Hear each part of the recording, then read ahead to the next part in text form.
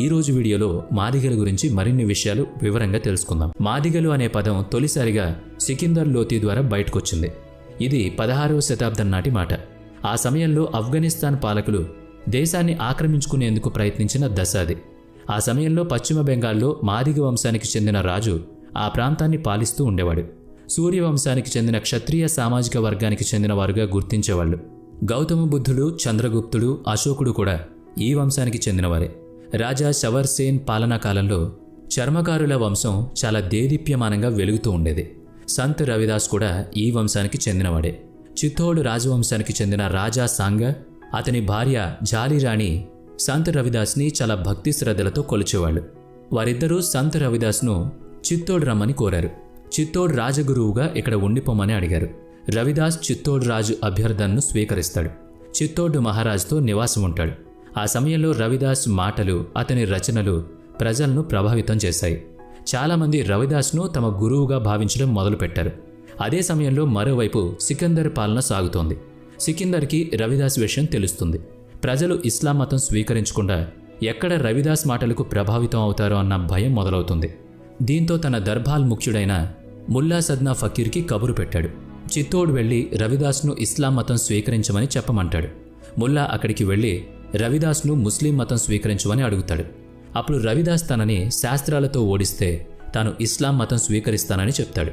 ఒకవేళ ఓడిపోతే సద్నా ఫకీర్ హిందూ ధర్మం స్వీకరించాల్సి ఉంటుందని షరతు పెడతాడు. అయితే సద్నా ఫకీర్ తన మీద తనకు చాలా నమ్మకం ఉంటుంది. అందుకే చర్చకు సిద్ధపడతాడు. ఇద్దరి వాదనల్లో రవిదాస్ విజయం సాధిస్తాడు. అయితే సద్నా ఫకీర్ ఎంతగా ప్రభావితం అవుతాడంటే తన ఇష్టానుసారమే హిందూ మతాన్ని స్వీకరిస్తాడు. తన పేరుని రామ్దాస్గా మార్చుకుంటాడు.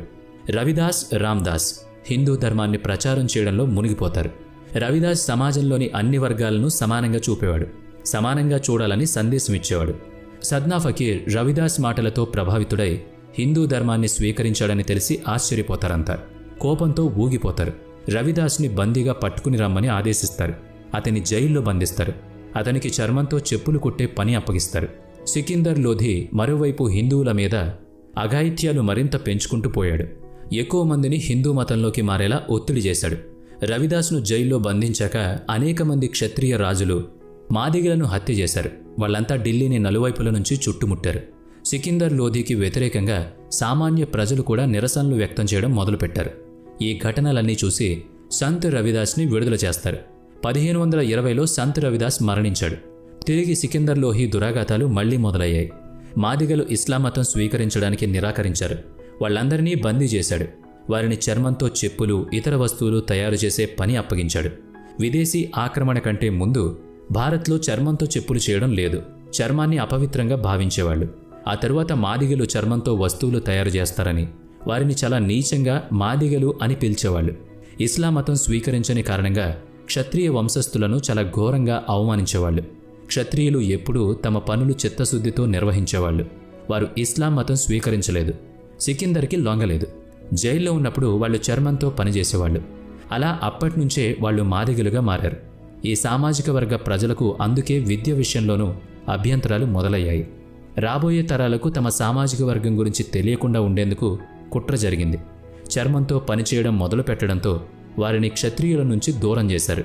సికిందర్ లోహినే వీరిని నీచులు, అశుద్ధ జాతులు అని సంబోధించడం మొదలుపెట్టాడు. విజయ్ సోన్కర్ శాస్త్రి మాదిగల గురించి రాసిన మరింత సమాచారం హిందూ చర్మకార్ జాతి అనే హిందీ పుస్తకంలో కనిపిస్తుంది. భారతదేశం అంతటా మాదిగ సామాజిక వర్గం మనకి కనిపిస్తుంది. నేపాల్, పాకిస్తాన్లలో కూడా ఈ సామాజిక వర్గాలకు చెందిన ప్రజలుంటారు. రాజస్థాన్లో కొద్దిమంది వేష భాష మాదిగలతో పోలినట్టు కనిపిస్తుంది. మహిళలు తల మీద నిండుగా కొంగు కప్పుకుంటారు. మగవాళ్లు పెద్ద పెద్ద మీసాలు, భుజం మీద గొంగడి వేసుకుంటారు. ఈరోజు మాదిగలు అని ఆ సామాజిక వర్గ ప్రజల్ని పిలిస్తే వారికి చాలా కోపం వస్తుంది. అవమానించినట్టుగా అనుకుంటారు. వారు చర్మంతో పనిచేసే సామాజిక వర్గం ప్రజలు కానప్పుడు మనసుకు కష్టం కలిగించే మాటలు ఎందుకు పడాలి? 2వ ప్రపంచ యుద్ధ కాలంలో బ్రిటిష్ వారు మాదిగలతో ఒక మీటింగ్ కూడా ఏర్పాటు చేశారు.